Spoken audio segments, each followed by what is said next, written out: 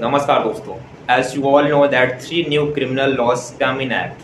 Number one, भारतीय न्याय संहिता replacing IPC Indian Penal Code.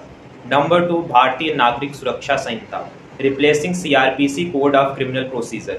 Number three, भारतीय साक्ष्य अधिनियम replacing Indian Evidence Act. All these three laws were passed in December last year by the Indian Parliament. They have replaced colonial era laws. Let's take closer look at these laws. Number one, murder पहले IPC के section 120 में था, लेकिन अब BNS के section 103 में। Number two, rape पहले IPC के सेक्शन 370 में था, अब बीएनएस सेक्शन 64 है। नंबर थ्री, फ्रॉड पहले आईपीसी के सेक्शन 420 में था, अब बीएनएस सेक्शन 380 में। नंबर फोर, रॉबरी पहले आईपीसी सेक्शन 395 में था, अब बीएनएस के सेक्शन 310 में। Number 5, defamation. Earlier it was in IPC section 499 and 500. Now it's in BNS section 356. Mob lynching now is separate offense.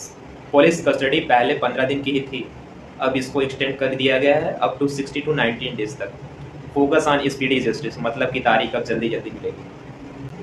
12 साल से कम उम्र होने पर रेप करने पर अपराधी को न्यूनतम 20 साल की सजा, आजीवन कारावास या मृत्युदंड का प्रावधान रखा गया है। शादी का झांसा देकर संबंध बनाने वाले अपराध को रेप से अलग अपराध माना गया है, यानी उसे रेप की परिभाषा में नहीं रखा गया है। छोटे मोटे अपराधों के लिए गिरफ्तार किए गए लोगों को सजा के तौर पर सामुदायिक सेवा करनी होगी। पुलिस को हिरासत में लिए गए शख्स के बारे में उसके परिवार को लिखित में बताना होगा। ऑनलाइन और ऑफलाइन सूचना देनी होगी। अब इस सूचना से भी एफआईआर दर्ज हो सकेंगे।